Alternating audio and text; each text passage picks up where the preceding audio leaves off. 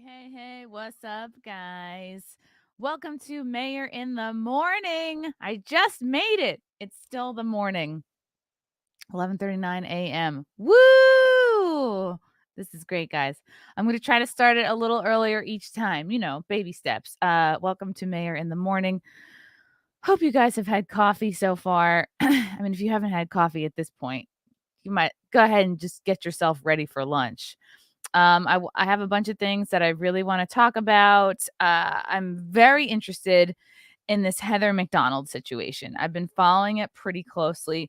First of all, I think she's pretty funny. I really hope that she's going to be okay.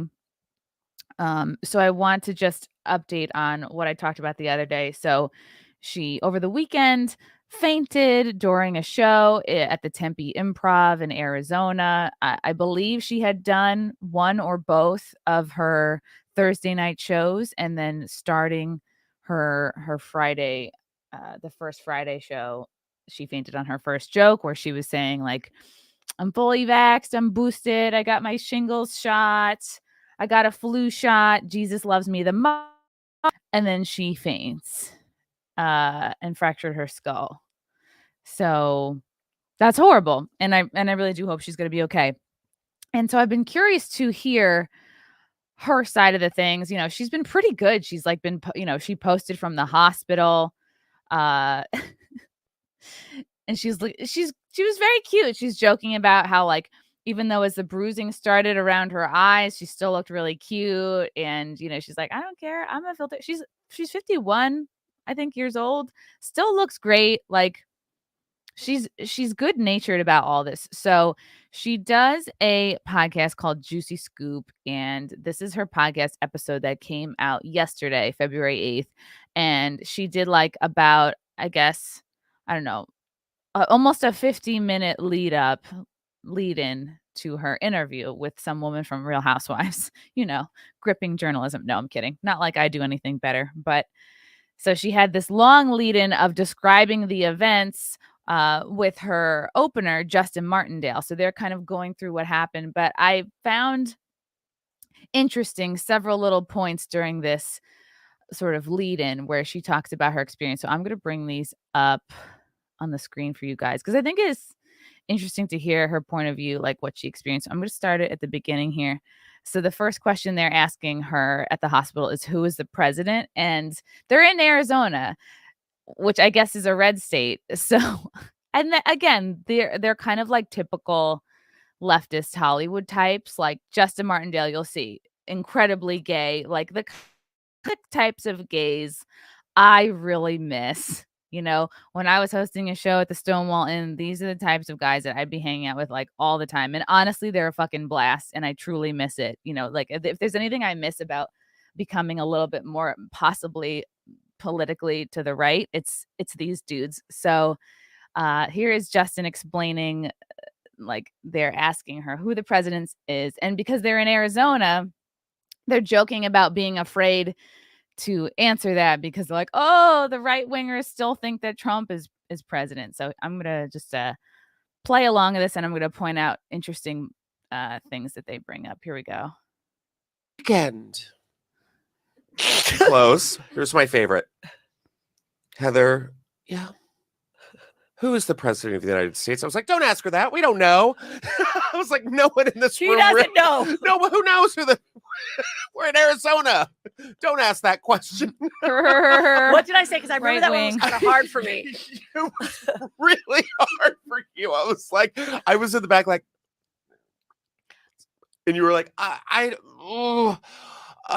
was like, What did I say? You didn't even give an answer. I don't even think you gave an answer. I thought I said, is it still Biden? Is it still Biden? Yeah. Because I was She's talking about like, she I hit know. her head. She has kind of like normal concussion type things happening, like not exactly knowing what year it is. Like I have no beef with that. So then she goes into talking about what people thought was wrong with her. No, but I was like in my head, like I do get mixed up like between 2020, 21, and 22. Oh, girl, like, we all do. It all just like blends. We all do, yes. And I'm kind of like, wait, it's still Biden, right? Like, it is, yeah. Yeah. And so then they're like, okay.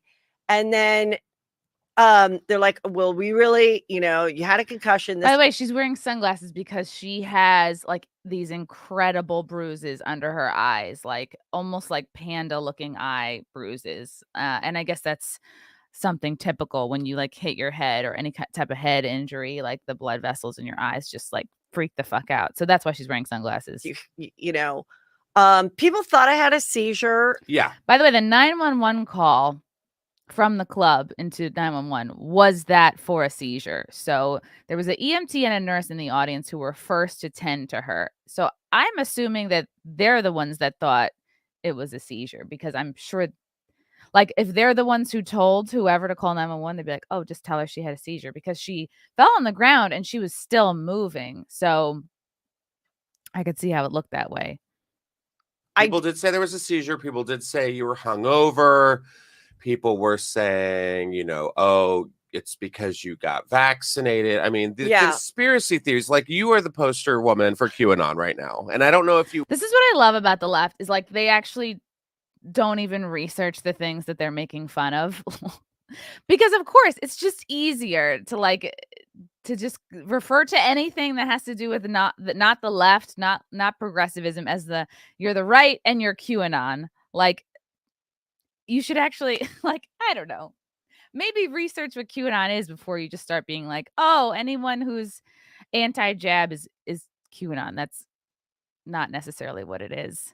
Not like I'm an expert, but that's not what it is, Justin. And it's interesting because like Barry Weiss appeared recently. I think it was on Bill Maher, and she talks about, like, she's a liberal, she's a leftist, and I guess we also call her, like, I don't know if you'd call her an elitist. I'm sure she makes pretty good money, but I'm talking about like the world of entertainment type leftists. And she said, so many of us on the left are deathly afraid of being called anti-vax, or worse, a Trumper. And you can see this is kind of what Justin goes into here. You wanted that or asked for it, but here you are. I have heard that I've made the QAnon talk stuff. You are the QAnon comedy shaman. Like, again, like, they don't even know like what that guy did, what his motives were. They're just like, we've memed the whole right, and this is just fun for us. We're gonna paint half your face blue, half your face red. We're gonna put some bull horns on you. And I mean, okay, so then I'm like, oh God, Drake, and you don't get to see my act, and my son, and my, okay, so she's I really feel for Heather, because she had all these shows. They were all nearly sold out. All these friends were supposed to see her, but I imagine she does stand up like pretty often.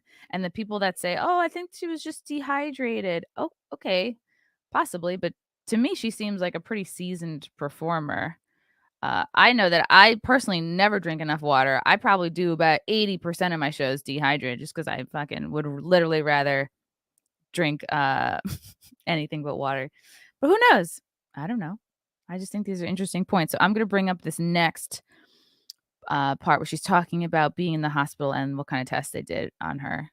I'm like, okay, well, just my assistant, so I'll tell her. I go, honestly, I'm not that kind of a celebrity. I'm like, there might be some like Phoenix moms that want to come. And oh, she's talking about how she had like her own cop giving, she had her own like police detail basically. And she's saying like, I'm not that famous. Like, don't worry. Like, maybe I have some moms that are fans, but like, it's all too much. She's being like a little humble. Like, bring me some food. I'm like, but like, Jello mold. Yeah, like nobody is like, no, nobody is like gonna come and be like, arr. So, but anyway, when I first get to the hospital, they won't let Drake or Karen or anybody come with me because of COVID. Oh, wow. Yeah. So they're like, we're going to run your tests. It's going to be about an hour. Then they're like, no, you're staying the night in ICU. That kind of scared me. So then I'm like, okay, Drake, he goes to sleep at his cousin's house. Yeah. Like, do people stay in the hospital overnight for like a simple faint? No, but I think it's because she cracked her skull. The CAT scan, I did the CAT scan. They gave me IV. Did you do an MRI? I think I did an MRI, EKG, heart stuff. Then they put me in the ICU, which, let me tell you, these nurses, they should do stand up. My God, right outside of my door, just killing it all. Okay, I like that she's complimenting the nurses, but again, like heart stuff. Okay. And she was okay. We're just gonna I'll let you guys do with that what you will. So here's the next little snippet. She's still talking about I don't know what 100 caused people. The first show was sold out, second show was sold out. Yeah.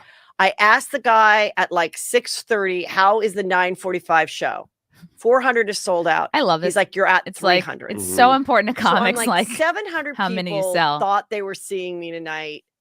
I just have to let them know what happened, and I want them to know like I can talk and I'm okay. Yeah. And I don't know how okay I am, because I'm thinking like, do I have some ticking time bomb inside me? Like, what caused this? I don't know. So that's why I'm like, yes, do all the tests. And he, so that's what people picked up. So Charlie from TMZ calls me. The phone rings, and I'm just sitting there. I'm like, hello? She's like, hi, Heather, it's Charlie from TMZ. We just saw her, can you tell us what happened? So I basically just told her what happened. And I'm like, I like that she's on like a first name basis. I feel like she's on a first name basis with like anyone from TMZ or any of like the tabloid internet outlets. So then the next day, Peter's talking to Dr. Drew, and Dr. Drew says, I want her to get this one other test for her heart. Dr. Drew wants her to get another test for her heart. And Annie comes, and she's like, I'm like, bring like my makeup and stuff. I still have like my lashes on. Mm-hmm. And she's like, do you want a makeup wipe? And I take my makeup off. I take off my lashes. She's like, do you want another wipe? I'm like, no, like no, just give me my moisturizer. Okay. So. Oh no, I see where this is going. So I really love Justin. Like this is making me miss like Greenwich Village gays so much. So maybe I'll friend him after this. I go to the next room, not the ICU mirror. So now the door can shut, and like it's like a room with like a shower and like a bathroom and all this.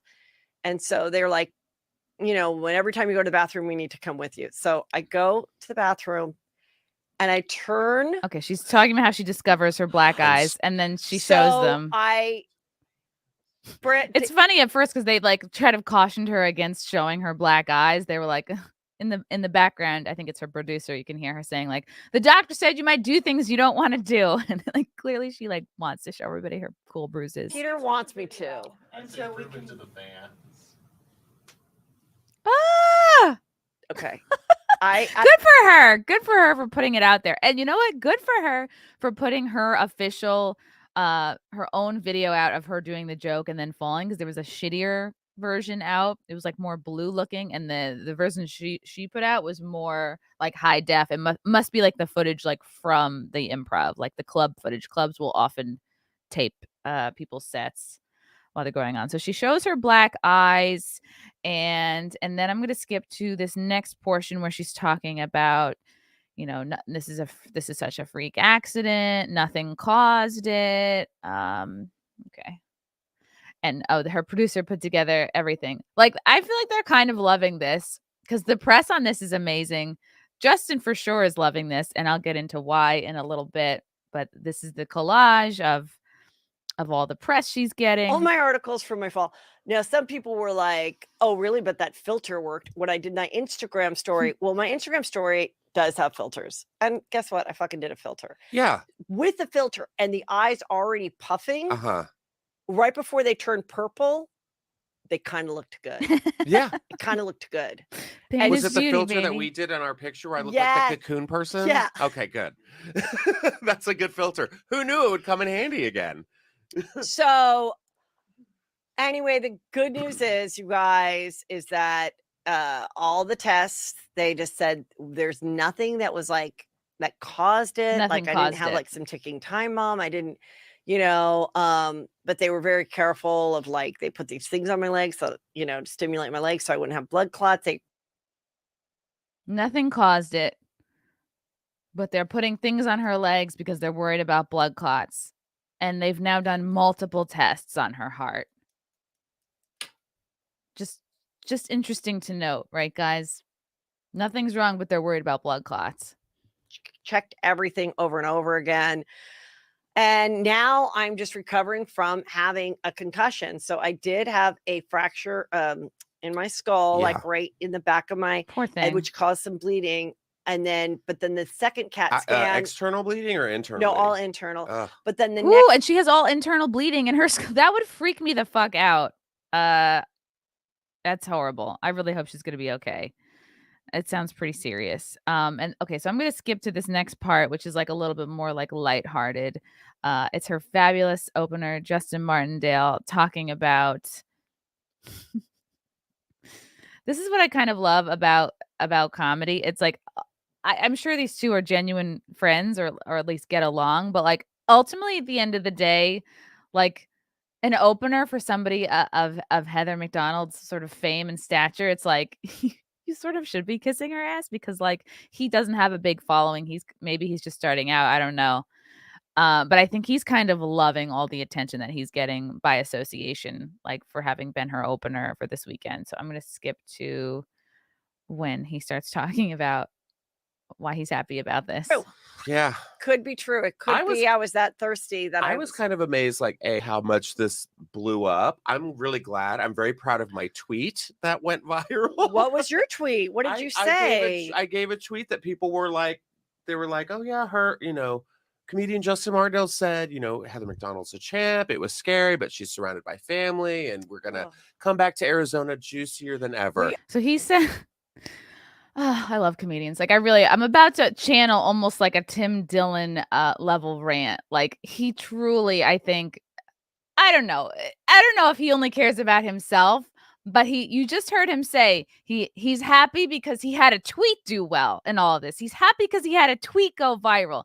So here's Justin Martindale's following. Not bad. LA, 12.5K followers. He said he had a tweet go viral that he's really proud of. Here's the tweet right here.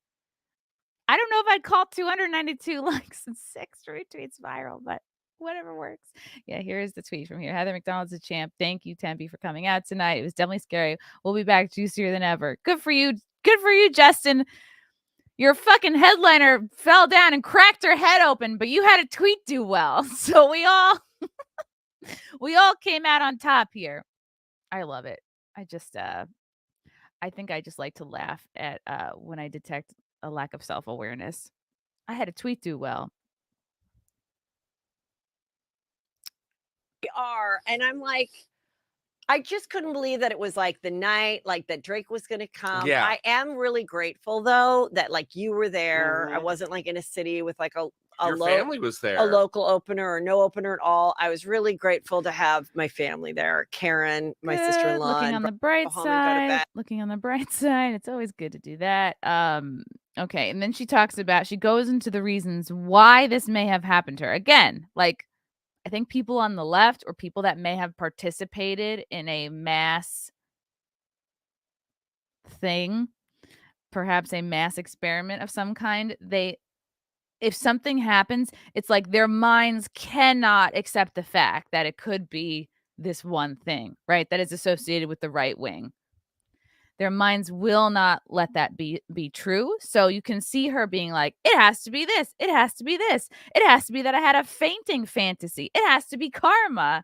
And it's just kind of fun watching her like run through all the things that it could be instead of perhaps the most obvious thing. Okay, now why is it a donut commercial? I was eating because I was stressed out. Bars and chips and donuts.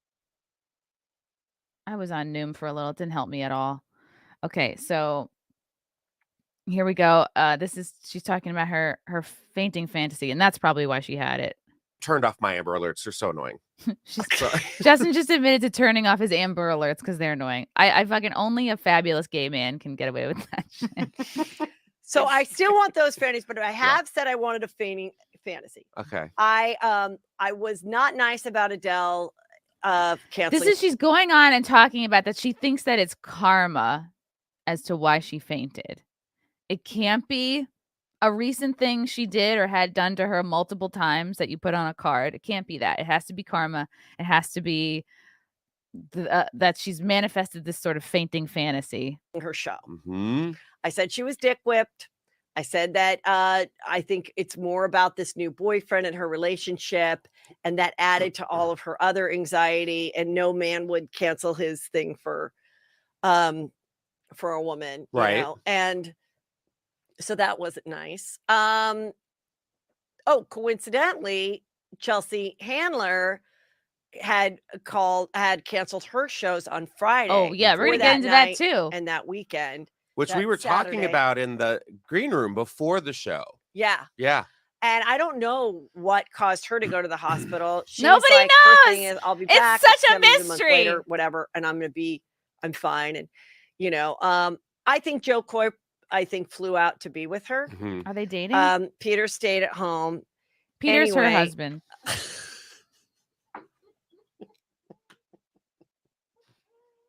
Oh, meanwhile, Yes, I love that man of mine. Meanwhile, I will say I did earlier in the day before this tragic thing.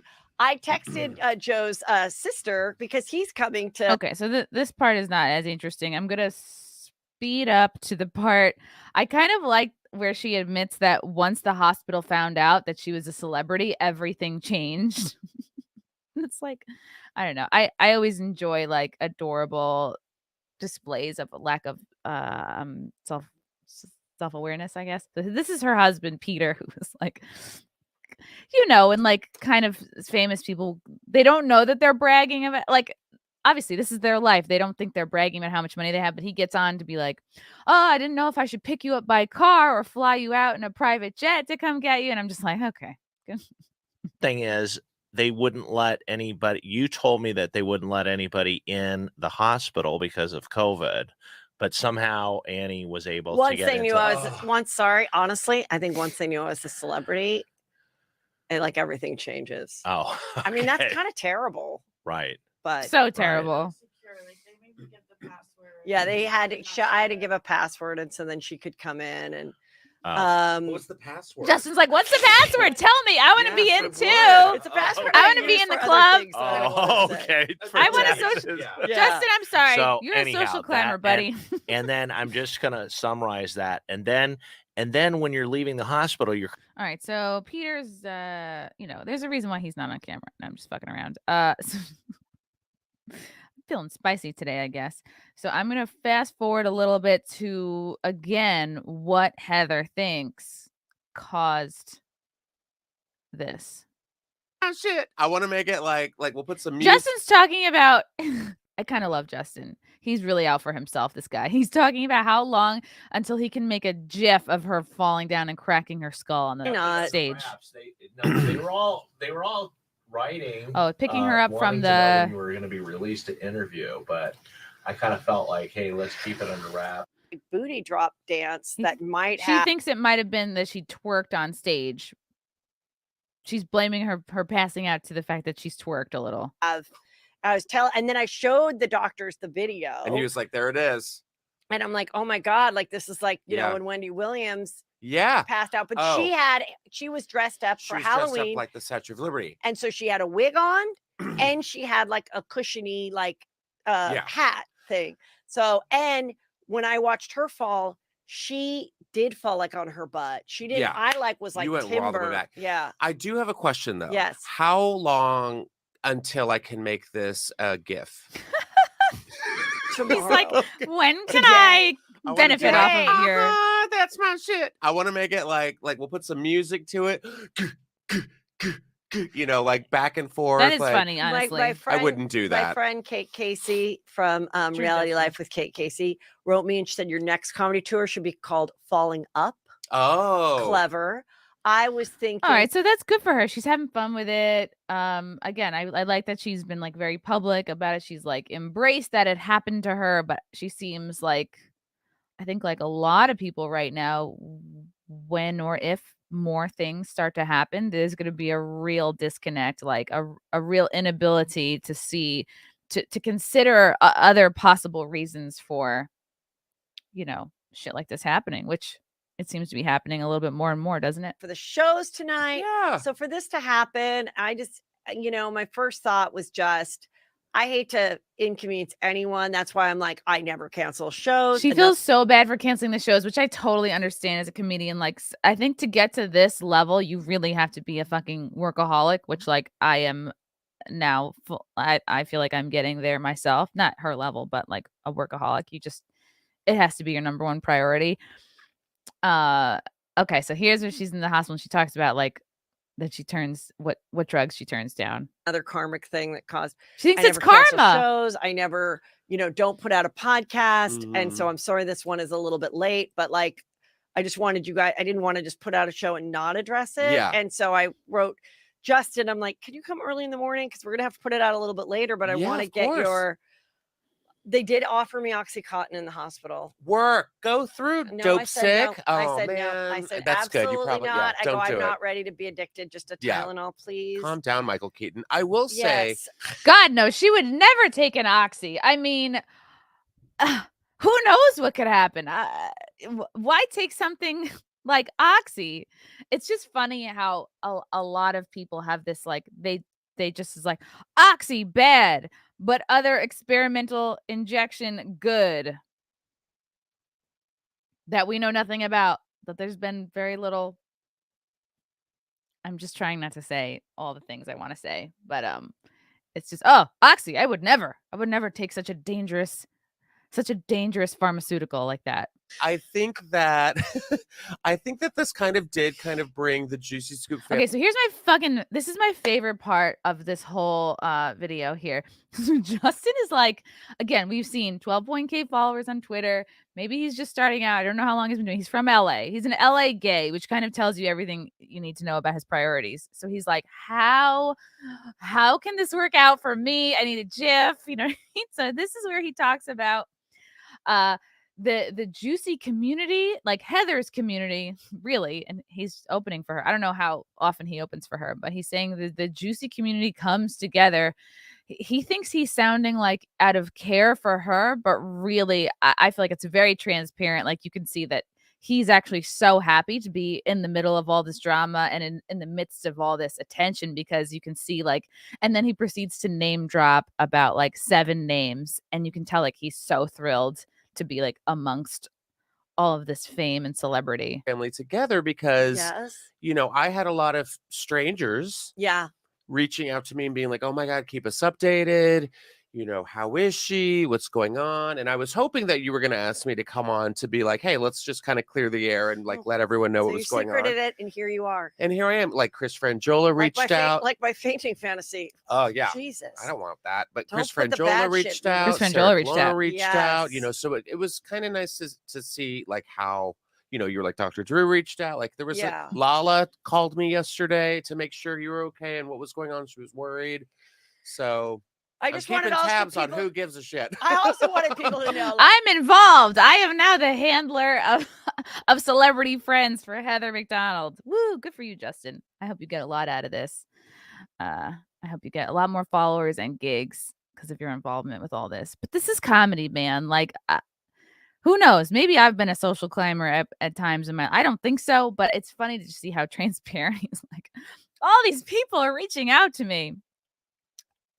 Did I mention Chris Frangiola reached out? All the like Chelsea Lately crew. But again, and so, okay. I saw in Heather McDonald's Instagram story, because yesterday another news story that came out was that the cause of death for Bob Saget was revealed yesterday. And I saw this was about like an hour after it was revealed, and I took a screenshot because I don't know if I follow Heather McDonald, but I was like on her Instagram. Hi, Muffin.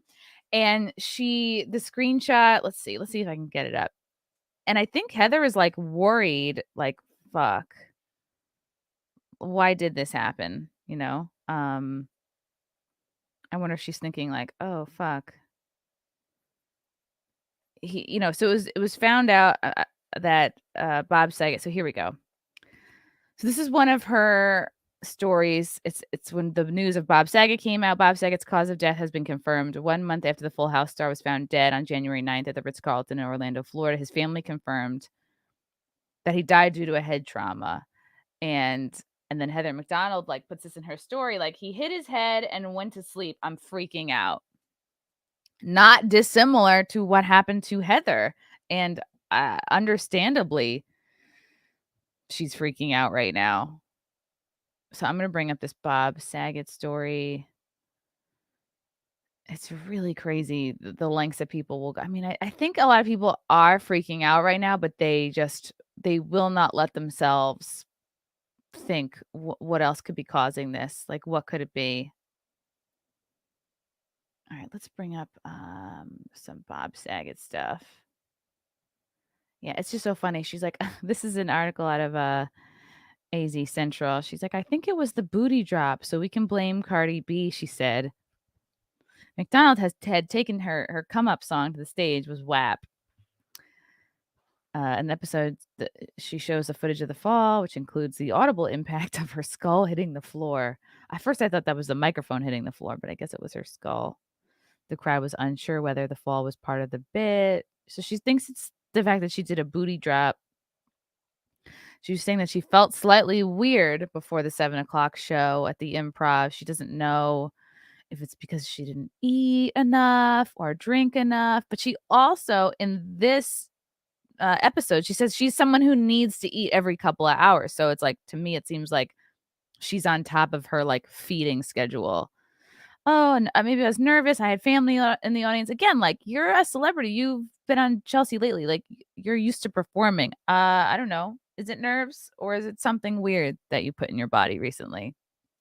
I don't know. So Bob Saget, cause of death revealed. This is cray. So I'm going to bring this one up on the screen.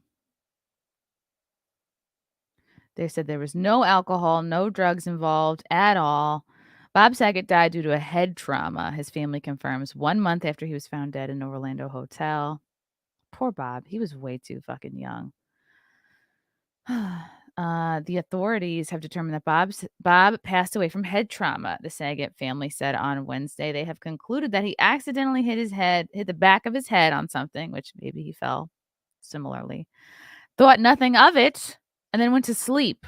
No drugs or alcohol were involved. Saget's family added that they've been overwhelmed with the incredible outpouring. I don't know. I just feel like, they're overwhelmed with the outpouring. It's like, people want to know why he died. But this, I feel like, just takes up article space. Overwhelmed with the outpouring. It's been a comfort to us. Now that we have the final conclusions from the authorities' investigation, we felt it only proper that the fans hear those conclusions directly from us. As we mourn together, we ask everyone to remember the love and laughter that Bob brought to the world and the lessons he taught us all. Be kind to everyone and let people you love know that you love them, and to face difficult times with hugs and laughter. And then who he survived by. When his autopsy was completed on January 10th, authorities had said there was no evidence of drug use or foul play. I guess, how do you define drugs, right? The night before his death, the comedian performed what would be his final stand-up show outside of Jacksonville. Very positive. All the people were able to laugh. Again, they're not really digging into what caused the head trauma. Oh, and they're going into his career. Incredible man on earth, such a great guy. And yeah, he was nice. He was great. Everything. Very talented. Again, this article is like so much about the family's grieving and the outpouring of love and how great he was. And it's like one tiny paragraph about why he died. And the article is titled, like, you know what I mean? Like, he died due to head trauma. So it's like, we want to hear more about the head trauma. I think I do. Fucking, it's sus. It's a little sus, guys. I don't know what you think, but it's fucking sus to me. Let's see if I can pull up anything else. I saw kind of an interesting thread. And who knows if this is Twitter, right? Twitter's like the freaking wild, wild west. Who knows if anybody knows what the fuck they're talking about. Okay, so this is me tweeting it out. Sometimes as a comedian, you hear a bit so good, you're jealous you didn't think of it first, basically is what I said. And then this guy's like, and remember, I went through this the other day. You know, it was her first joke, and already she was like out of breath. She was like catching her breath. But you shouldn't be on your first joke. And this, shortness of breath, brain fog, passing out. Those are all symptoms of micro blood clotting, slowly plugging up blood vessels of vital organs. There's no helping it either. I hope that it's not serious for her sake, but there's quite a bit of evidence the shots can cause that. Think about what she was talking about in the hospital. They're doing tests on her heart, and they're worried about blood clotting. But who knows? Maybe it was karma. Hope she's gonna be okay. I'm gonna go to some of your super chats. Wow, this shirt is like more cleavage than I was prepared to show. I don't even like this shirt. Like I have to, if I don't pull it all the way back, which is too much. So I think I'm gonna get rid of it because it looks sort of like it's a little frumpy. I'm glad we cleared that up. Okay, from push-ups, have you heard of the other based as fuck Heather McDonald? No, I haven't. Is she a comic? Who is she? Who is that? Should I look her up right now? Heather McDonald. Gotta suck to have a name so similar to somebody else. Heather McDonald. Oh, American conservative political commentator, essayist, attorney, author. Yeah, so if she were in showbiz, then she'd have to change her name slightly. But she's like a commentator, so she probably doesn't care about that. Interesting, though. Thank you. The super chat. Juice Cannon. I can't wait for Anthony on FNT. Yeah, that's going to be great. That's tomorrow, guys. Tomorrow on Friday Night Tights, Anthony Kumi is going to be guesting. So tune in at 4:30 p.m. Eastern. I'm very excited for him to be on, too. I'm very happy that I could help facilitate this. Gary has been a longtime fan of Anthony's. So, making him happy makes me happy. And I know he's going to be great because he has so much to say on woke culture and making fun of it and movies and shit. Aaron Redacted. To be fair, does Biden know who he is? True. He might not. Aaron Redacted again for 5. Can we take a sec to bless the rains down in Africa? Wow, this is like the first day I haven't had that song in my head. Do do do do do do do do do do do do do. Can you get a copyright strike from just humming a song? I hope not. Hurry, boys, it's waiting there for you. Don't take the time to get me away from you. Mid-tier Alpha, thank you for the 1999. Norm McDonald hit me hard. I was surprised how sad it made me. Similar with Bob. Miss those guys. Yeah. Why are so many people like dying all of a sudden that are like not exactly old? Yeah. I was not prepared for his death either. That was sad. Let's go to one more. Row House. Chrissie, there's an NPR story about the color of your thumbs up emoji is a sign of white privilege, not making it up. What is NPR anymore? Oh my God.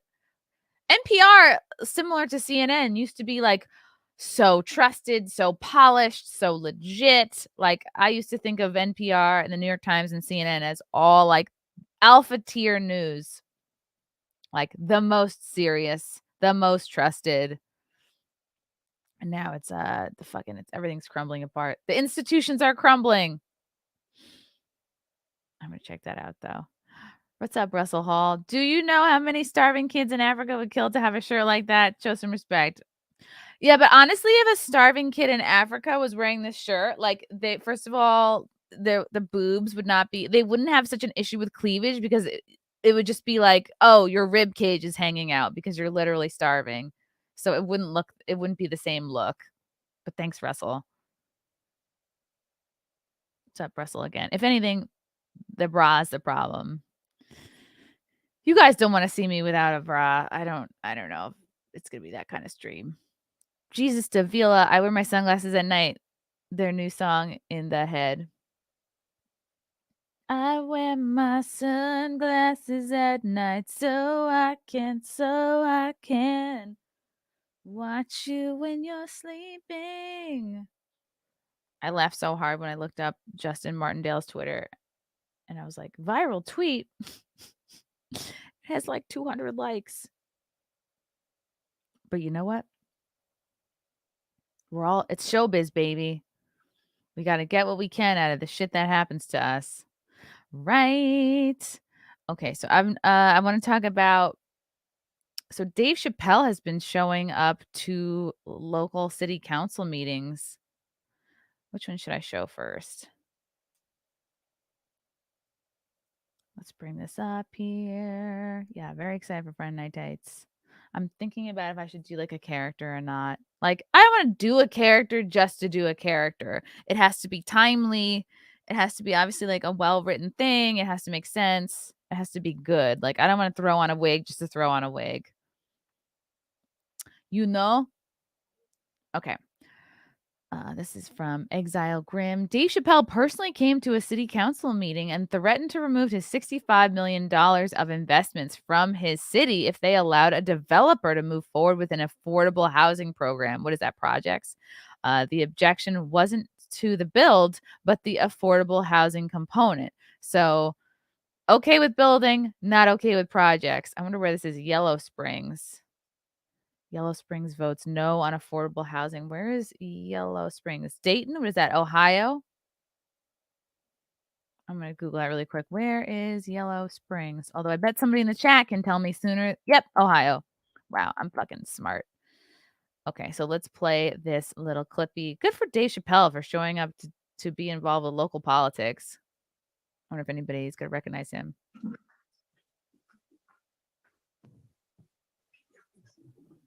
Can I go?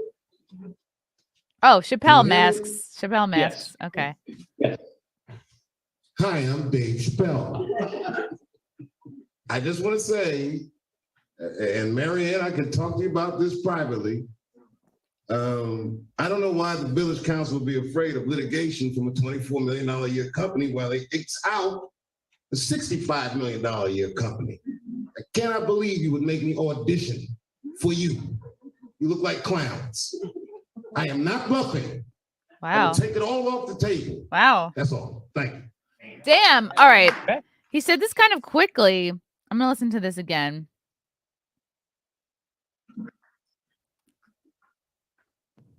What did he pass out? Chappelle show masks? No, this is just his sign. It's not Chappelle show. It's just the C. What are these his people? Like, did he just come with a box of Chappelle masks?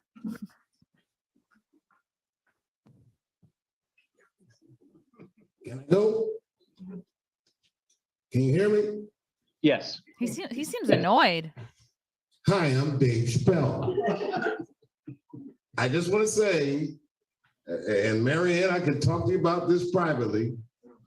I don't know why the village council would be afraid of litigation from a $24 million a year company while they X out a $65 million a year company. I cannot believe you would make me audition for you. Damn. You look like clowns. Oh. I am not bluffing. I will take it all off the table. That's all. Thank you. Wow. Okay, so this seems like. All right. So. I fucking love city council meetings, and like, props to Alex Stein. His new thing is just like pranking these local city council meetings. Like, he's done it in Portland. I think he's done it in New Zealand. Like, he jumps in these Zooms and he just like punks them out. So good for him. And it's making me kind of like interested in city council meetings again. So it sounds like Dave Chappelle had like written to these people or called these people or contacted them directly. And it's like he says, oh, I can't believe you're making me audition for you. So maybe they said, oh, you have to come to the meeting and state your beef, which he's doing, which he seems very pissed about having to do, having to show up and do this. So let's pull up this other article here. Video: Yellow Springs votes no on affordable housing plan after Dave Chappelle and others speak up. Was this literally like what we just watched? Oh no. Okay, this pulls up an article from the Dayton News. Here we go. Video: Yellow Springs votes no on housing plan after Chappelle and others speak up. Isn't that funny? Like, this is the best photo you can get of the area. Ohio. Maybe. I guess he's from there. Development can still move forward, but without affordable housing component. Oberer Homes can move forward with a new development in Yellow Springs, but without an affordable housing component initially promised to the village. After council voted against the village's own plan Monday night, the village and Oberer had worked together to produce a plan that would include duplexes and affordable housing along with single-family homes in a 53-acre area along Spillane Road at the south edge of town. The village initially asked for the development to advance affordable housing in the village, including an area that the village would later be able to develop into affordable housing, as well as more duplexes and townhomes. But Monday night, after complaints from numerous residents, including comedian Dave Chappelle, village council voted 2-2, with one member recusing himself on the revised planned unit development zoning. And I guess, is this the whole thing? Okay, no, that's what we just watched. That means the zoning reverts to what was previously approved, with 143 single-family homes on the lot, with the homes starting at about $300K, according to the village documents. So these probably seem like nice-sized homes. I guess they're trying to keep the poors out. The development that council voted on Monday night would have included 64 single-family homes, 52 duplexes, and 24 townhomes with additional 1.75 acres to be donated to the community for affordable housing to be built later. The Yellow Springs Village Panel Council president wrote a memo describing the housing plans. Okay, honestly, this looks so boring. But I guess this is what you have to read when you're a member of a community.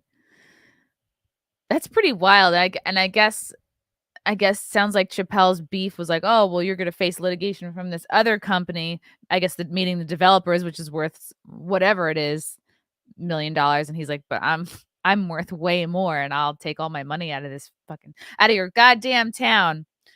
Multiple Yellow Springs villagers, including Chappelle, lobbied against the project. Chappelle even threatened to pull his business interests from the village, which included a plan for a restaurant. Okay, so he's like investing in this town. A restaurant called Firehouse Eatery and comedy club called Live from YS. Wow, that's cool. He's going to build a comedy club. Chappelle's company, Iron Table Holdings, LLC, bought the former Miami Township fire station at 225 Corny Street in December. Wow, so he really wants to build up the town. They should call it Chappelle Town. Bought the fucking fire station. That's pretty cool. Chappelle repeated his threat again on Monday night in the village council meeting.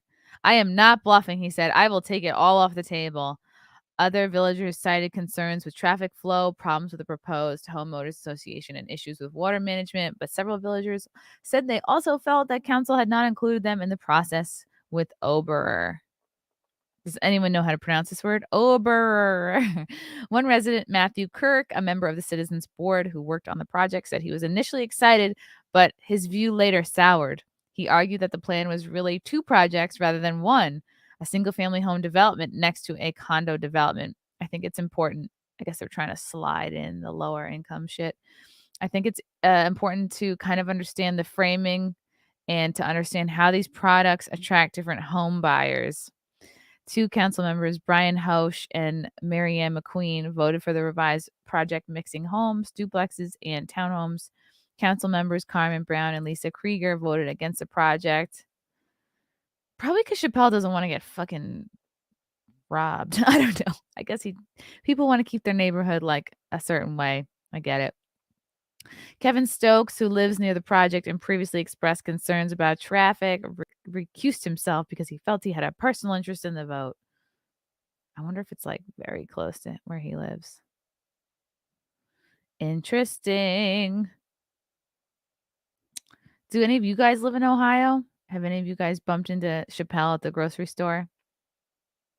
Oberer is the land developer. Okay. Yeah, he wants the neighborhood to be safe. Oh my God, how could he? Yet if it was like a famous white person saying this, they'd be like, they're racist. Chappelle will never be canceled. True. 2030, we will own nothing and like it. Ooh. He is from Ohio. Wow. He's starting to realize he's wasted millions on his town and is losing it. Yeah, that makes sense. Yeah. If Owen Benjamin wrote steel-worthy jokes, he wouldn't be asking for donations from his cult members. Oh, man. Well, yeah, he claims Chappelle took a lot of his jokes. It's possible to have same brain think. Like when I first started stand-up, people told me that I had a joke because I was like, oh, I have red hair, and people asked me if the carpets match the drapes, and then I would say, no, I have hardwood floors. And that was like one of the first jokes I started doing when I was doing stand-up. couple years in, and someone was like, oh, you can't do that joke anymore. Jamie Lee does that joke. She had it first or something like that. Or she also does it. And I just was like, okay. It didn't mean that much to me. I kind of stopped doing it because I was like new. And I was like, I guess I need to listen to people. But again, you can have same brain thought. Again, it doesn't take a mental giant to think, oh, carpets match the drapes. Like, come on. It's not that smart of a joke. You would have to get a black person to advertise for you and shake hands when no one can see, so they don't say you're oppressing black people. True. Interview Sam Hyde. Who is Sam Hyde? I keep hearing about him. You know what? I don't often do this, but I'm putting him on my list. And by on my list, I mean on a Post-it that will eventually lose its stickiness and fly off my desk. Done. Okay. Let's hear some thanks for Chrissie's top. See, I don't even feel comfortable. Like, not that I'm anti-showing cleavage. I'm obviously very pro, but this is a little bit of a frump-tastic shirt. It's a little frumpy. I have to start shopping in places other than TJ Maxx is what I'm learning. Sup, Young Pei Ching, my only Asian fan. Most city projects are not run by the city councils, but by city commissions, which are unelected and sometimes not even appointed by the city council. Holy shit. Wow. This is groundbreaking news, Young Pei. I feel like you should be one of my journalists. You're all my journalists. Who am I kidding? Yeah. Think about how many people are in positions of power that nobody fucking elected. I bet we could name a few off the bat. All right. Okay, guys, I'm going to interview Sam Hyde. Mark Ashley. I went to school in that town. I still have many friends there, and down to a person, they all claim he is the nicest, most approachable person. Oh, meaning Chappelle? Yeah, he seems pretty cool. Oh, you liked my collabs with the drinker? Yeah. Yeah, so I don't know if you guys saw the Owen Benjamin interview yesterday. I was hella nervous for interviewing Owen Benjamin. I don't know why. I think it's like, I've never talked to him ever, not even on DM.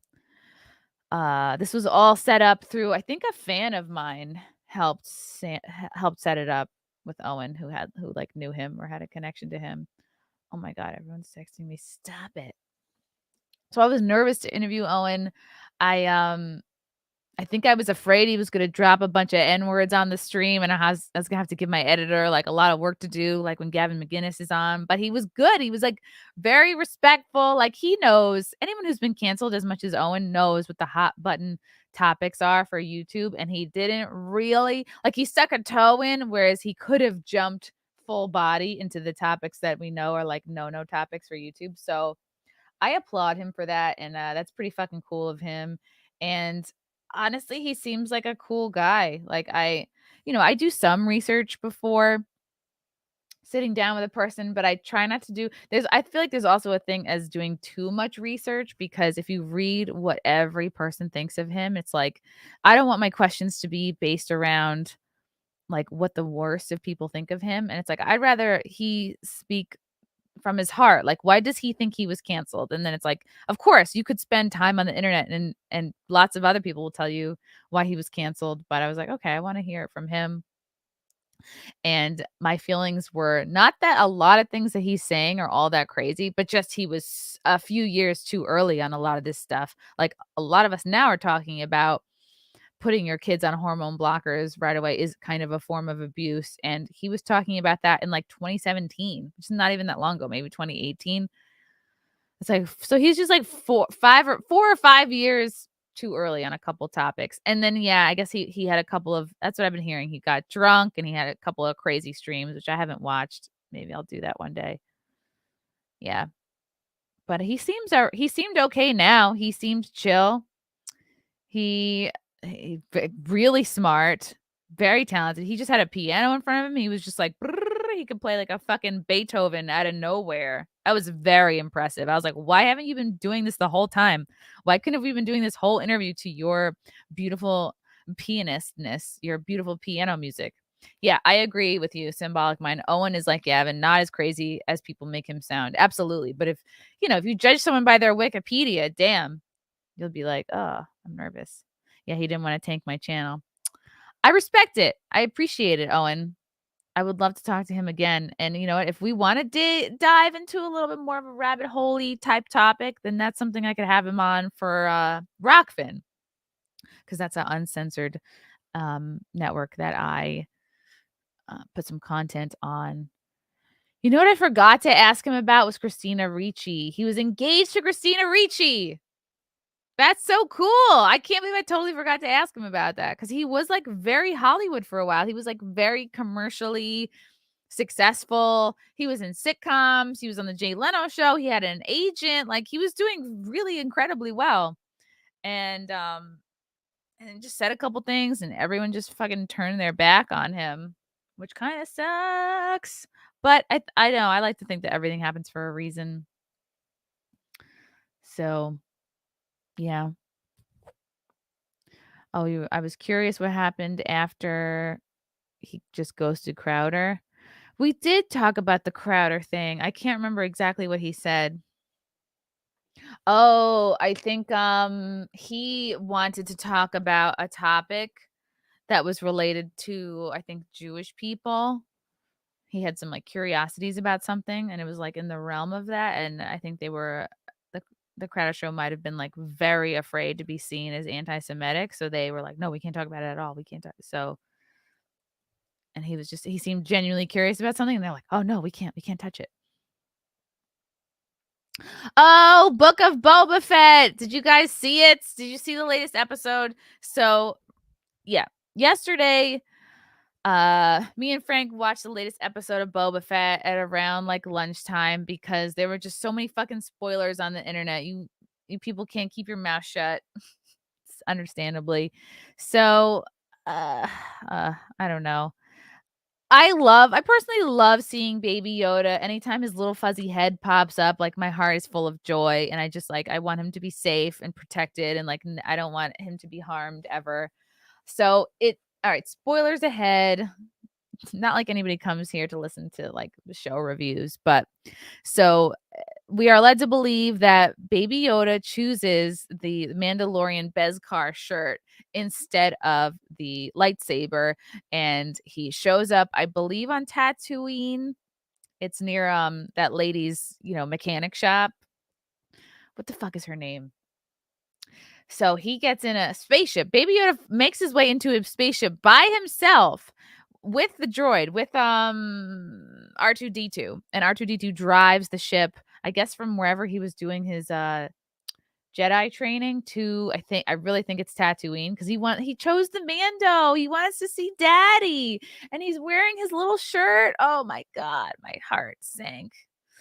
It was exploding, and then you see the ship arrive, and then I think it was an X-wing, so maybe it was Luke's. Luke loaned out his ship to Baby Yoda. Does he ever plan to get it back, or I don't know? Is this just a gift? I don't know. Or maybe BB-8 plans to fly it back after Baby Yoda gets dropped off. So the ship opens. Baby Yoda's there. He's like, ah! And then what's her face? The mechanic lady's like, hey, you little guy, what are you doing here? How'd you get here all by yourself? And picks him up, and they're like, oh, your dad's not here right now, because Mando is out fighting with the people over the fucking spice trade. What the fuck is the name of that planet? The Pikes, which are the fish people, are trying to basically deal drugs. Is it Mos Ivory or Mos Espa? One of these two planets. And Boba Fett, Fennec Shand, Mandalorian are all like working together. First, they try to rally some, because they don't have enough troops. Like, the fish people have more troops than them, like have just more people. And the fish people have also infiltrated like the 5 families. Like, think of like the mob families of New York. That's kind of what's going on in like this Book of Boba Fett world. There's like the mob families, and there's like a head of each family. And Boba Fett, many episodes ago, he went and visited all the mob families, and he was like, hey, can you just stay neutral? Can you just not double cross me? Can you just not fuck me over? Can you just be neutral? And they're like, okay, we agree. And of course, you're like, oh, I don't believe any of these motherfuckers. So of course they sort of the heads of the 5 families, we learn that they have sort of sided with the fish people, the lead fish man who has like, it's kind of funny that like I gotta look him up. Fish man face. I'm gonna say no, I gotta Google Pikes. That's easier. Pikes Book of Boba Fett. I find it curious, the Pike Syndicate, right? Now I know all the proper titles of things. I find it funny that the head of the Pike Syndicate, the boss, has like they all fishy people. They all have like fishy heads, and the lead guy has the like almost like a little baby fishy head. Like his head almost looks like he's the youngest. Okay, my boobs are really out, says Frank. All right, I'm trying to handle it. I just picked the wrong shirt today. Fuck, now I'm distracted. All right. So I just find it funny that the leader of this whole tribe is like has the most baby looking fish face of anybody. Okay, now I don't know where I am. Okay. I should just turn off my phone altogether when I do these. Okay.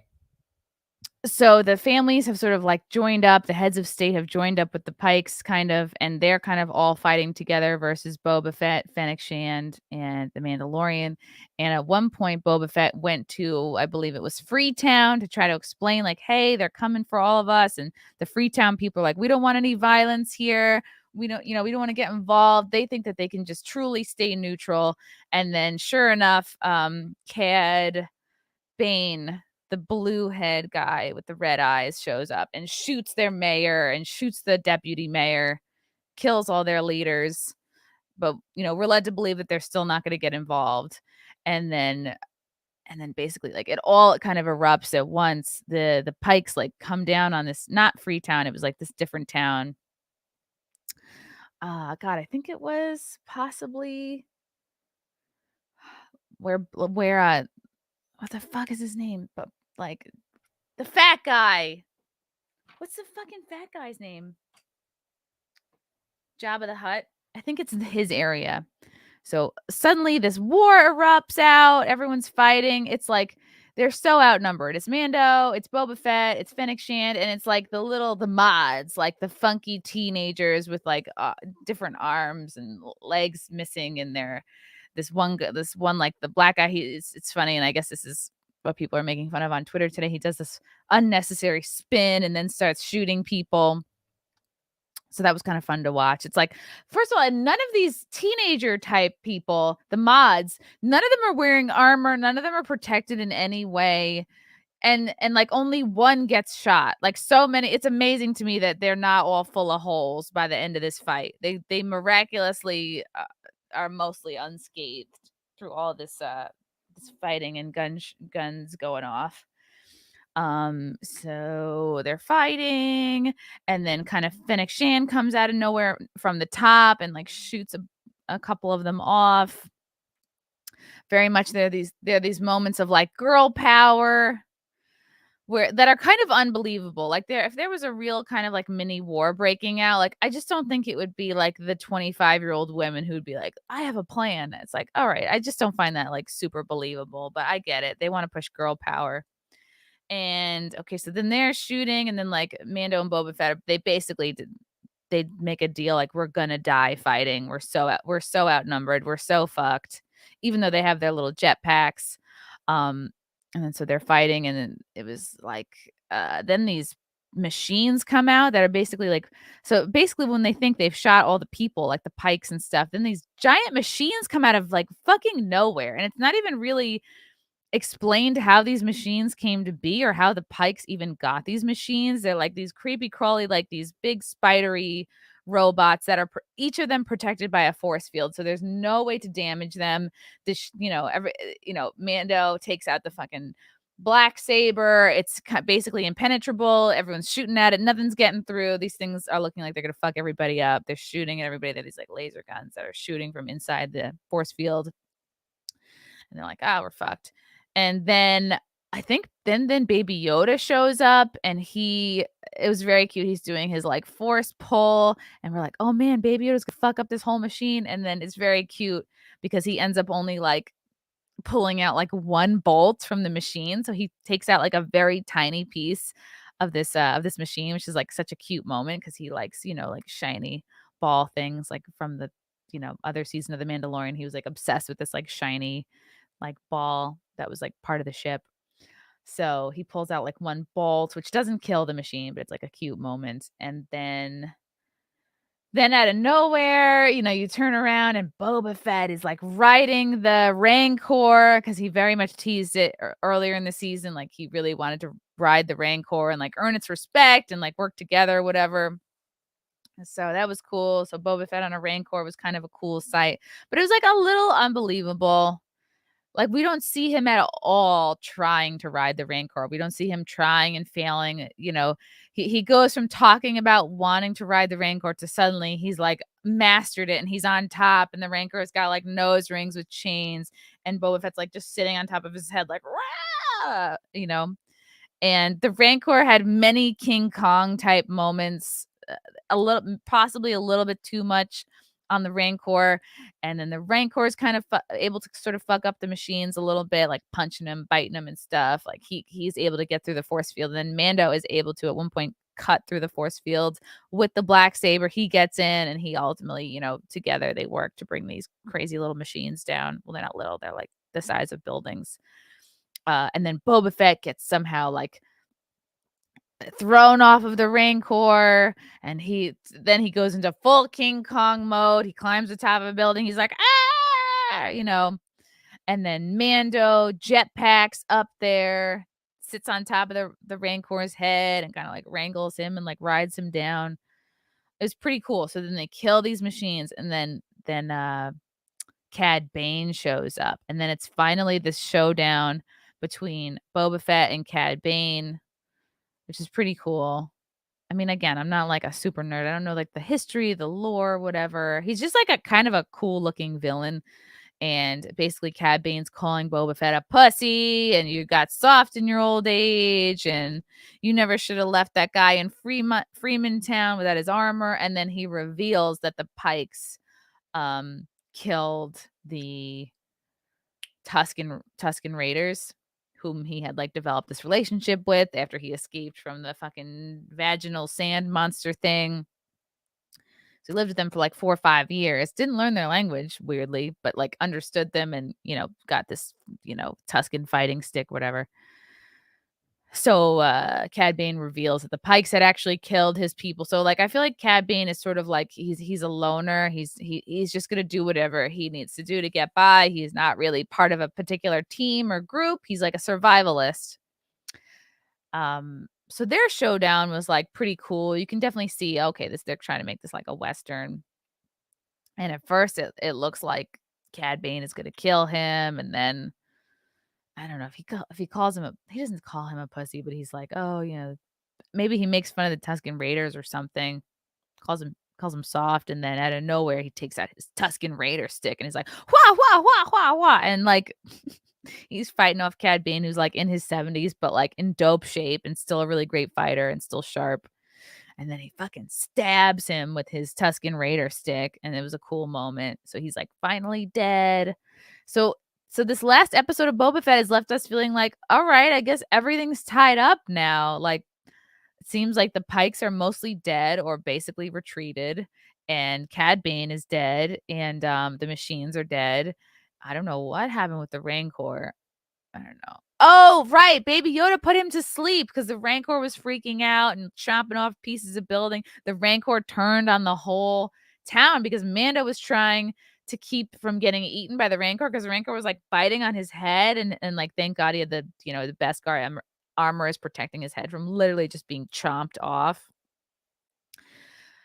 And then Mando just shoots a bunch of fire into his mouth because fire is like the one thing that the Rancor is scared of. So he's freaked out because Mando shot a bunch of fire into his mouth, and that's when he starts freaking out and like punching the town up. And they're like, oh no, the Rancor's gone nuts. Nobody can tame him. And then Baby Yoda comes and goes like, and then just like puts him to sleep. And then Baby Yoda is so tired from using all his force that he like cuddles up next to the Rancor, and like they both take a little nappy poo together, which is very cute. But it just seems like they're kind of throwing whatever they can into this. it like started out as Boba Fett, and then now they've thrown in the Mandalorian, and now they've got Baby Yoda, and this show feels like just a real hodgepodge of things. And I guess the more I watch it, the more I'm like, okay, the writing could be better. I don't quite believe that like these younger women are kind of like leading the charge, with these teams of fighters. Whereas like, isn't Boba Fett supposed to be like the boss here? And he kind of doesn't.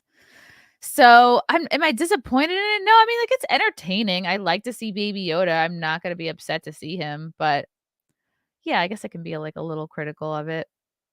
Young Pei Chang. We also lost Trevor Moore from The Whitest Kids You Know just before Christmas. If you want to learn more about Sam Hyde, look up $1 Million Extreme. Okay. $1 Million Extreme. Is that his podcast? Ooh. Sam Hyde is born April 16th, 1985. So what is he, a Taurus? $1 Million Extreme presents world peace. It's a satiric vision largely set in a post-apocalyptic world. The popular sketch group is comprised of Sam Hyde, Charles Carroll, and Nick Rochfort. I can't talk. All right. It's a sketch group. That sounds cool. They are known for their online videos, anti-comedy, and public pranks on YouTube channels. Oh, maybe I can bring up one of their YouTube videos.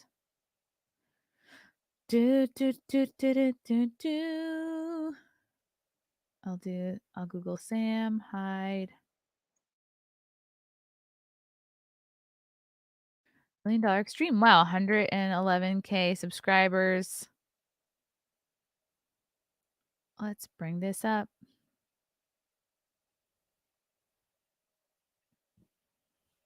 Yeah, it just seems weird that we're losing a lot of people who aren't necessarily old, who aren't necessarily like unhealthy. Like a lot of athletes seem to be kind of dropping out of nowhere. I just find it curious. That's all. What is this?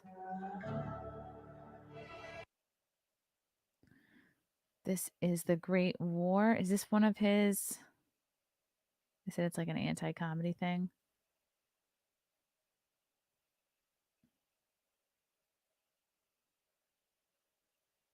Okay, let me play it. I don't really know if I understand this. I'm sorry if this is not funny. I'm just trying to play a snippet of Sam Hyde's stuff here. Oh, it is playing. It is on there. Dirt. Okay. I'm one of the worst commanders anyone's ever had to deal with. You shouldn't have brought me here because you knew I was going to freak out. Because I'm a super trooper. Look at me and say that you're a good commander. Oh!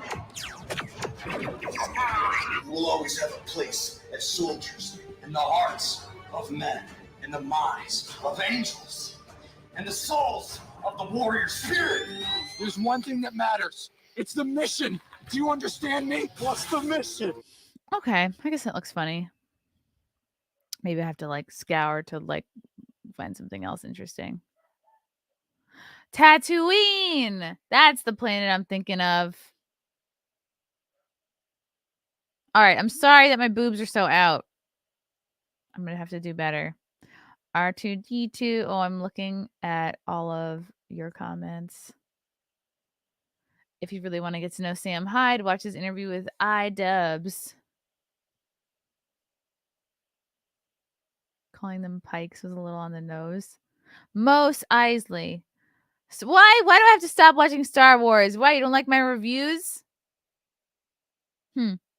Okay, because that's a lot of what's beef. None of this is canon. But can't you say that, like, since we didn't see very much of Boba Fett to begin with, that, like, there's so much that's left to be determined because he had, like, just a few minutes of screen time, and that maybe it's kind of like they could go anywhere with Boba Fett.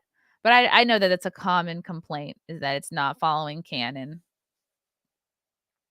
Yeah, Luke next day airdropped the kid back to Mando. Yeah, that was definitely some Federal Express action. The dog aliens biting the Mando. Yeah, I didn't like that. Are they the North? Do fish people need to shower constantly? Yeah, I bet they do stink. I love Normie Star Wars review. Okay. Baby Yoda chose Mando only because fans realized that if he stayed with Luke, that would mean Kylo Ren would have killed him. Oh no. Right. And then that would be, and you know what? Like Luke wasn't like obsessed with Baby Yoda like Mando was. Like Mando is like his real daddy. That was so cute when he was like, oh, "You're wearing the shirt." You should interview Ben Stein. Don't dox me. Okay. I'm not doxing you. Okay. Ooh, Jazz Prime. Just tuned in, and I must say, Chrissy, the first thing my eyes went to was that Baby Yoda doll in the back. See? Maybe my boobs being out is better for the stream, Frank. Thanks, Jazz. See, I have multiple Baby Yoda toys here. We are all distracted. All right, I gotta either maybe I need to get a clothespin and then just clip this. Would this make you happy? I'm just gonna clip this shut. This shirt would be great for somebody with like no tits. All right. I don't know if that helps. It looks actually worse. Okay. Everyone's distracted today. It's Thursday. The weekend's almost here. I'm excited. Does anybody have any cool weekend? Bike does sound like a slur. Does anyone have any cool weekend plans? I don't know what to do. I'm gonna have to light this fucking shirt on fire. I don't know what to do, guys. Like, if I pull it back, literally, it's like it becomes like a crop top, and then it's slowly like the second I move, it sinks down.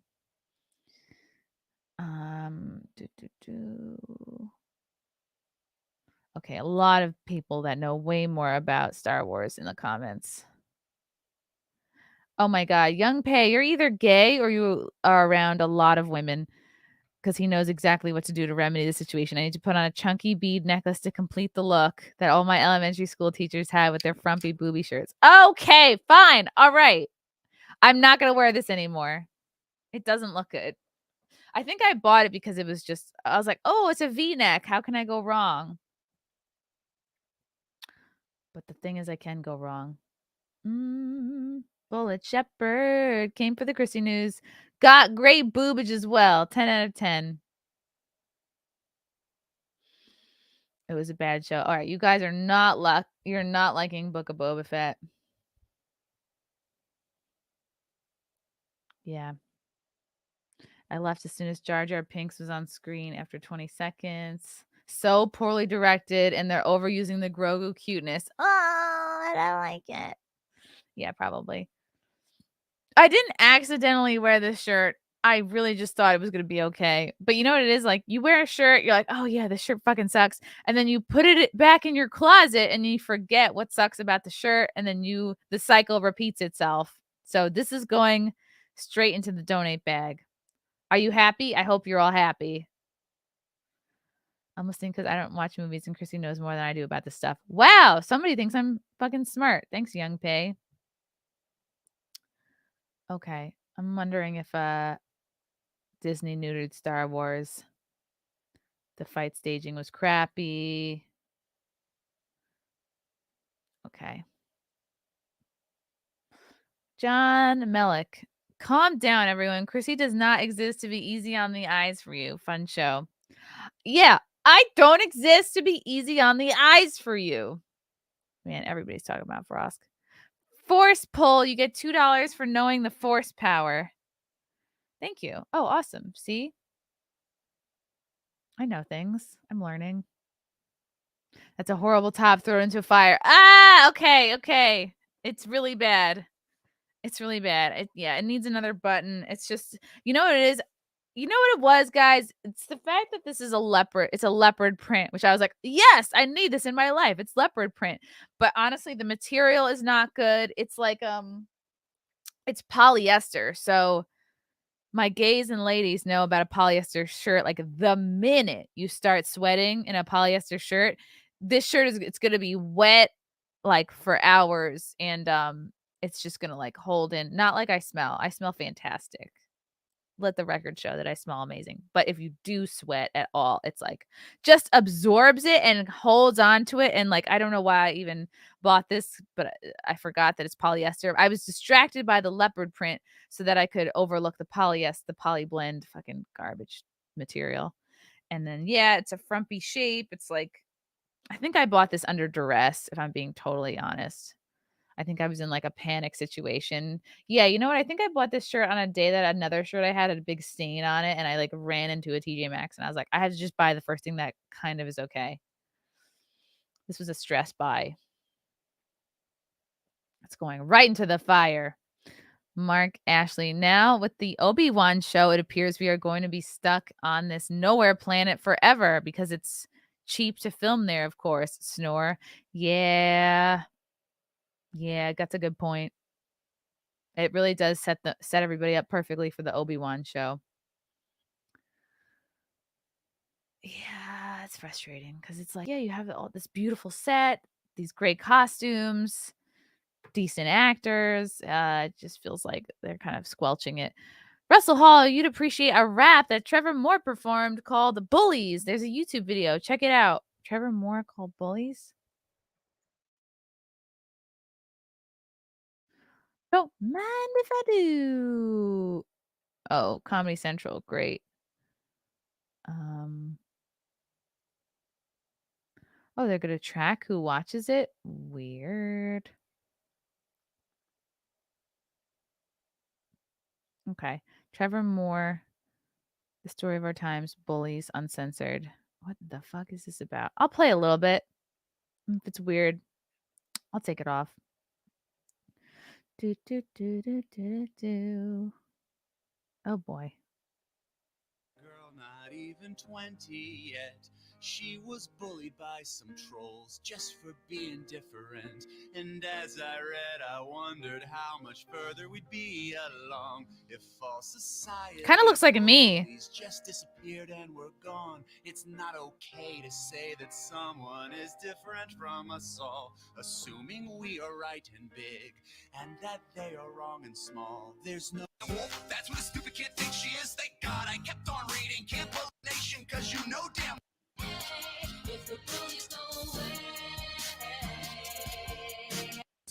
This one bought a pillow printed with an anime cartoon. He's bringing it to family. They're trying to sound like Lonely Planet. He's definitely trying to do like, I'm on a boat, motherfucker. Remember the Lonely Planet songs? Lonely Island, whatever. That's that they're trying to do the same vibe. Vampires and werewolves are not even fucking real. Bullies, you need to right the ship. Put this back of all the bullies. You are necessary. You matter.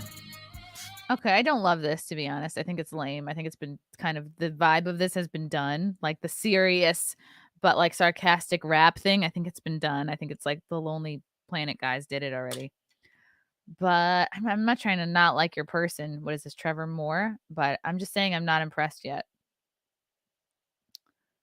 Ooh, I did not hear this. Did you know Owen Benji said the truck convoy was a gay op? Which, a gay op? What? I don't believe it. I'm glad Frost had a meltdown because I got to find a funny female comedian. Oh, thanks, Levi. Thanks, guys. Are all of you subscribed, by the way? You're watching, but are you subscribed? Because I need you guys to let me know when I make poor choices in fashion and when to throw a top straight into the bin. Let him breathe. No, I'm definitely not against showing my tits. It's just this shirt it's frumpy. Like the saving grace of this shirt is the cleavage and the leopard print, but the material sucks. The construction of the shirt sucks. Yeah. So it's like, you know what I mean? It's like a nice looking house, but it's not made well. That's what the shirt is. Okay, everyone. Some of you are pro boob. Thank you. Thanks for your support. It's a ruin anything. Yeah. Guys, I have actually a really cool interview today that I'm very excited about. Ever since I saw him on Michaela Peterson's channel, because I really watch her podcast probably the most. Her and Joe Rogan, obviously, I probably watch the most in my free time. But Tanner Guzzi is going to be on today in about an hour and a half. Tanner Guzzi is, and this is going to be interesting, and I can't wait to ask him about what he thinks about Jack Murphy, because he's a TEDx speaker. He's an author. He's a men's image and identity coach. He's also a dad. So he is in this sphere of like male improvement, but he's coming from a style, like a fashion and style perspective, and he's not gay. So I'm going to ask him what he thinks about our boy Jack Murphy, if he has feelings about that or not. Or if he's going to be diplomatic about it and like just not talk any shit. Not that I don't want anybody to talk shit. I just want to see what people feel. Scott Campbell, my first super chat with you. I'm a Mayr virgin. Where is the Owen Benjamin stream? I could only listen for half last night. What's up, Scott? Thank you for the super chat. I'm so happy to take your super chat virginity. Give me your holes. The Owen Benjamin stream is when I go live, I keep it live and then I unlist it so that anyone who's currently watching it can keep listening it, but I like take it off public and then I re-release it because I find that method gets more views. So his episode will be coming out on Tuesday. So that is the 15th. Owen Benjamin will come out. That was a really fucking great interview. He was very easy to talk to. We covered a lot of ground. So yeah, check out Owen Benjamin on Tuesday. No one is complaining about the top. Well, some people are. I really want to go get my nails done. Take it off, says Russell Hall. No, I mean, maybe after a few more months of working out, but like I'm not ready yet. I started going to F45. I really like this gym because it's a chain. At first I thought it was going to be like Curves because it has different stations. And I'm like, oh, Curves is for fat women. I don't want to identify with them. Like I'm not motivated by fat women, and I wanted to buy some like new workout clothes, and there's an Athleta near the F45 gym. I was like, maybe I'll go in Athleta, and I look in the window and I see fat mannequins, and I turned around and walked out. I was like, I am not inspired by seeing fat women in spandex. I'm sorry, I'm not. It's for the same reason why I stopped buying Victoria's Secret. Like, I want to look at people who give me hope and motivation, who are better looking than me, who are hotter, have better bodies. Like, that's what I want to aspire to. Some people would call that internalized misogyny, whatever. To me, it's just like, that's motivating to me. I certainly don't want to buy gym clothes from someone or even a mannequin who has a way worse body than me. I don't want to be like, oh, well, you've looked like you've given up. Should I give up? Should I stop trying? Like, have I crossed the finish line? I don't know. I don't feel that way at all. So bring back hot chicks is what I'm saying. And I stopped buying Victoria's Secret because same thing. They would use like fucking huge women in their advertising. And then I'd get, the emails from them. And I just was like, I couldn't take it anymore. Like they went woke. They went so woke that they went fat. And I was like, I can't. So now I buy stuff from like honestly, and I bet it's all fucking made in the same Chinese factory anyway, because I started buying some underwear from Soma.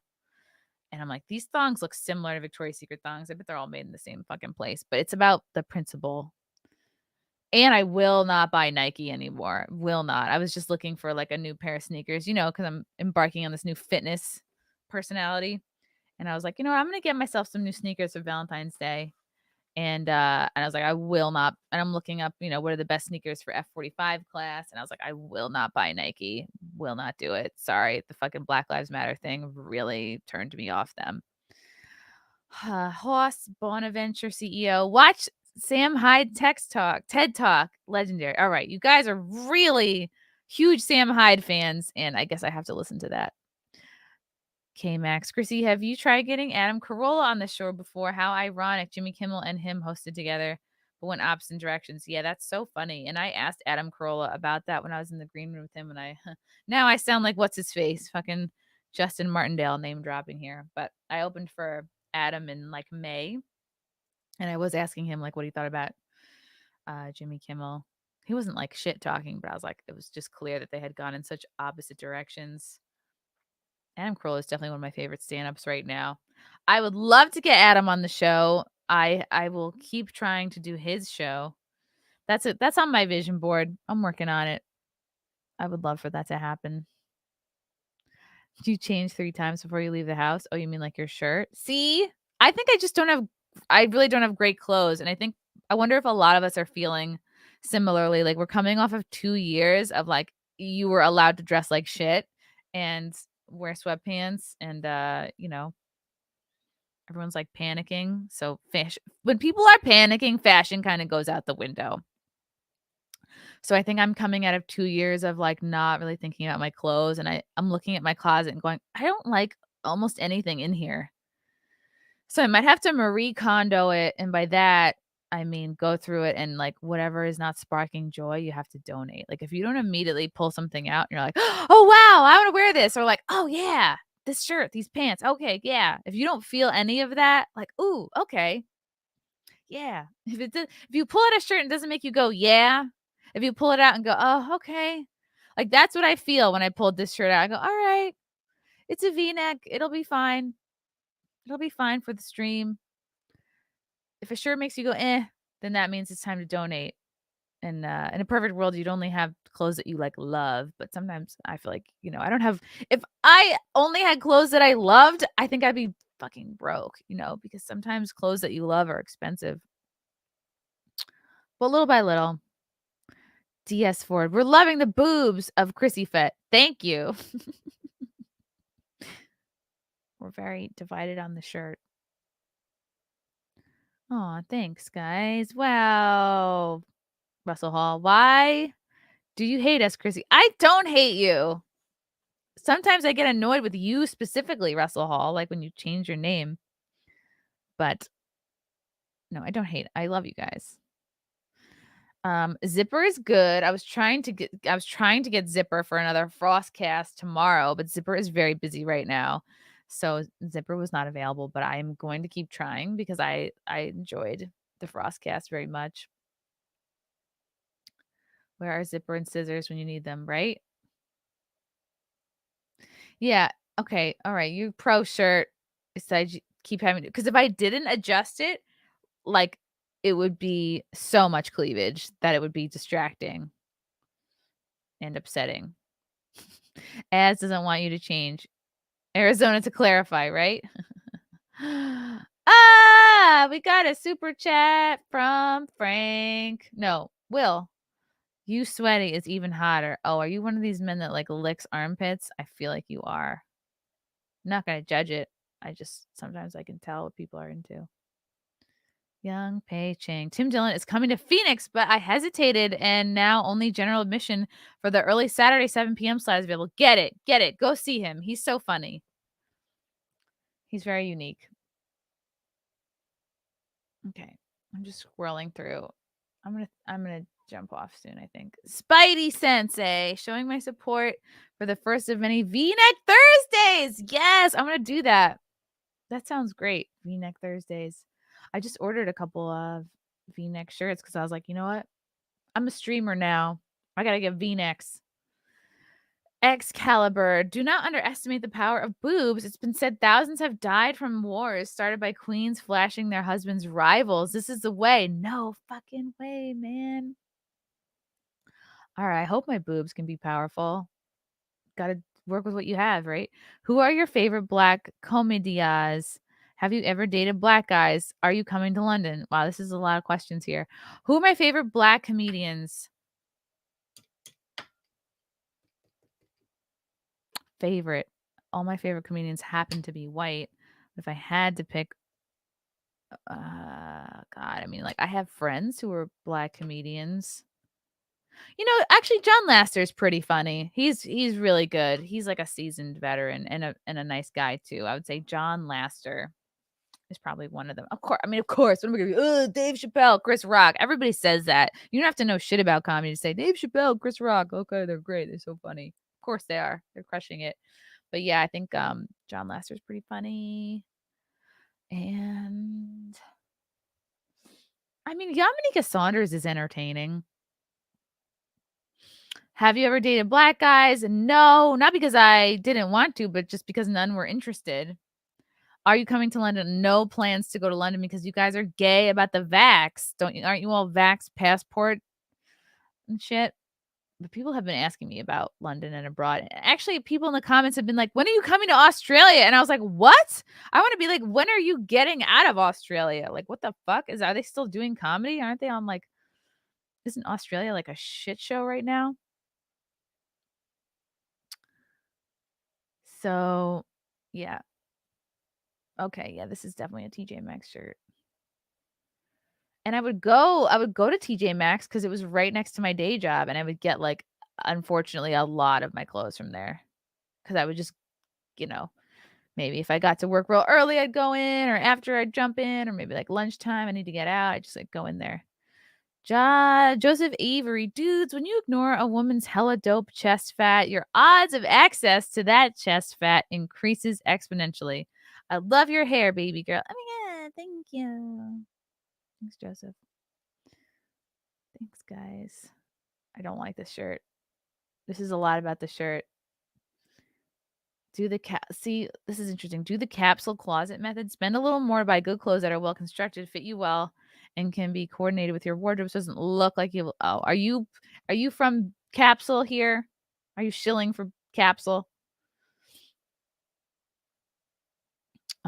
Oh, what's up, Armagod? Bring Owen Benjamin back on. Yeah, I saw you in the stream. I feel like you were like a little bit trolling him in a fun way. It was kind of funny. Hey, Frank Boba Fett. Thank you. Well, you're kind of not about the boobs being out so much. Samuel Schwager, $5 for a new turtleneck sweater. I actually do have a turtleneck. I have a turtleneck that's got like a boob opening, a boob window. So I might get some more shirts like that. Camera angle is high. Well, sometimes I like, if I stand up straight, then it's better. But this is a new chair and it's comfortable, so it's easy to like slump into it. Okay, Chrissie in the morning. It's clearly the afternoon. Want to get controversial? Nick Fuentes interview. If you guys know Nick Fuentes or have a connection to him, or you can like help me set that up, I would be interested in talking to him. Like, I don't know. All I know is what I've heard about him is that he's like such a badass and he like hates women and he might be gay. That's really all I know about him. Who has the biggest deek in comedy that you know of? I mean, Russell, I would like to believe that that's flattering that you think I've hooked up with most of the comedians. Keep in mind that like I have not been single for the last 7.5 years. So that's time that I would have been sampling comedians and I just haven't been. So I have a very limited sample size from like many years ago. And I mean, probably the one that had the biggest is married now. And wasn't that funny? K-Max, is Jimmy Walker a comedian? I always hear this rumor Ann Coulter and him were dating. It's never been confirmed whether it's true or not. I have heard her mention him, but I could ask her if they dated. I can find out for you. Michael Amato. Hey, Chrissie, will you be on FNT tomorrow? Also, when is the last time anybody cared about Chelsea Handler or laughed at her jokes? She's cringe. I guess girls like her. Yeah, of course I'm going to be on FNT tomorrow. This is my life now. Will, no armpits, but a sweaty woman is hot. Strong perfume and body washes mask that natural hotness. Okay, so you're like an endorphins guy. You like to like smell. You like to get your head in there and like smell the what's it called? What the fuck is it called? Not endorphins.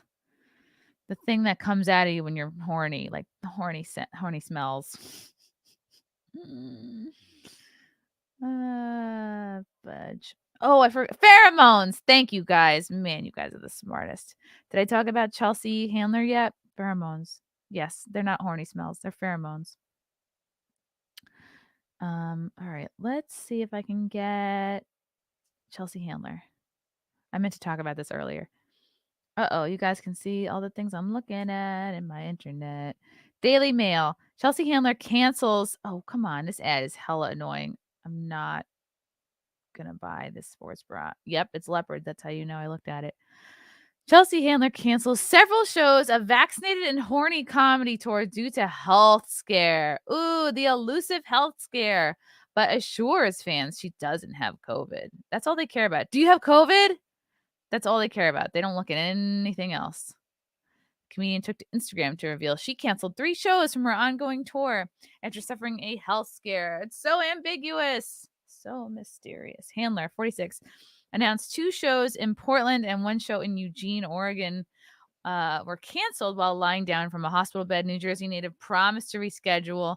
She was discharged from the hospital on Saturday, which is like right around the time fucking Heather McDonald fainted. She later reassured fans that she's okay and she has to chill out for a couple weeks to. Oh, okay. She is dating Joe Coy. Boyfriend Joe Coy assured Handler's fans she's doing really good. So far, the longtime show has not revealed the diagnosis because they're not going to be honest with you about what the. Okay. Chelsea Handler is explaining why she had to unexpectedly cancel several shows. Health scare. It was part of the vaccinated and horny tour. Like, why would you want to brag about being? I don't understand wanting to brag about being vaccinated. I don't get it. Hey everyone, I'm so sorry. It's not like it's elitist. It's not like it's like expensive. Like, oh, like bragging about traveling or whatever. It's like literally anyone can get it. It's we all know the things. Hello everyone. I'm sorry to cancel the shows. This is from her hospital bed. Still looks pretty good. Sounding somewhat tired in the tone of her voice, Handler ended the clip with an apology and by, of course, showcasing her hilarious comedic touch. I will see you all when I see you, and I'm sorry I had to cancel, but I'm okay, and I'm not pregnant. Isn't she going through menopause? Nobody thinks she's pregnant. All in all, she canceled 3 stand-up gigs, late and early shows in Portland on Friday, February 4th, as well as the following night, February 5th. Maybe we should watch this video. Hello, everyone. I am so sorry that I had to cancel my shows tonight in Portland and my show in Eugene. I don't know why this is zooming in on me, but I had a scare at the hospital and I don't have COVID, and I'm okay, but I had to reschedule my shows. So why being so vague? And I will see you all when I see you. And I'm sorry that I had to cancel, but I'm okay. And I'm not pregnant. This is great. Her being pregnant would be the ultimate scare. Why be so vague about what happened to you? You know, I know of some people who have had hospital scares. They're actually older, but they had a scare, and like the scare is always they think they have COVID or like they're having a panic attack or their heart is beating really fast. I think these people, I think they kind of know. They just don't want people to think, they're so worried about their careers and their reputations and not being perceived as like anti-jab or right wing that they will be so vague about the hospital scare or like why they fainted or why someone died. They just don't want to. I don't know. I don't mean to jump to conclusions, but it's all so mysterious, right? Okay, guys, I'm going to jump off. I got to get ready for this Tanner Guzzi interview, which you guys should tune into because I think he's very cool. And I haven't talked to anybody like this yet who specializes in this. And I'm going to ask him like how guys can shop if they don't like to shop. Like I think that's something that will be interesting to a lot of people. Yes, I was just talking about, where were you? I was talking about the comedian who fainted on stage, Heather McDonald. It's like the whole beginning of this. Fucking watch the beginning. All right, guys. Thank you for joining me on Mornings with Mayr or Mayr in the Morning. I'll try to make these a little bit earlier so that the whole show is in the morning. But yeah, thanks for your comments and questions and super chats. And have a great weekend if I don't see you. Tanner Guzzi at 2:30, Friday Night Tights tomorrow at 4:30, and then Odyssey Games this weekend, Saturday starting at 3 p.m. Eastern. I'll be hosting with Lauren Southern Saturday and Sunday. Watch people do crazy, stupid things on the Odyssey channel, odyssey.com.